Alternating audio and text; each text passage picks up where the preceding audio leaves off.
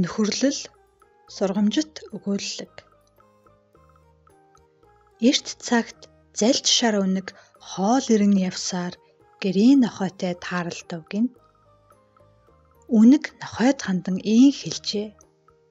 За нөхөр минь, хоёул урдийн эв түнжингүй байдлаа мартаж энэ өдрөөс эхлэн эв найртай найзалж амьдрий. Олсон хоол идшээ хувааж идий гэж хэлэлцэн тохирчээ. Нохой нөхрийг бодон хэлсэн амандаан хүрч маргааш оройн нь эзнийхээ дөрөнд хийсэн хоолноос илүүчилж хэсэг мах зуусаар үнэгэнд авчирч өгөв. Үнэг махыг өмхөнгээ ийн хэлв. Маргааш чи надад мөн мах авчирч өг. Би чамд бодийн булуу чүмэг өгье гэв. Хэлсэн ясоор маргааш нь нохой үнэгэнд өөх мах авчирч өгөв.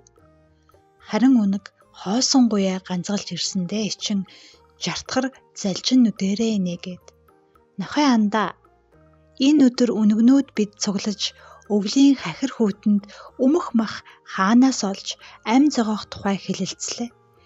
Гэрийн хотож нохой чи зөвхөн надад биш бидэнд үүнээсээ илүү өөх мах авчирч өгч байгаарай. Хариуд нь бид чамайг Аратны хаан арслан шиг өргөмжлөн хаан болгоё хэмээн шийдлээ гэв. Нохой угаас эзэндээч бусад амьтанд ч үнэнч болохоор өдөр өдрийн хоолоо өөрөө чидэлгүй хураан цоглуулсаар үнэгэнд авчирч өгдөг болж гин. Залт үнэг нохойг хуурч мэхэлсээр байвч өөрийн хэлсэн үгэндээ нэг ч удаа хөрсөнгүй гин.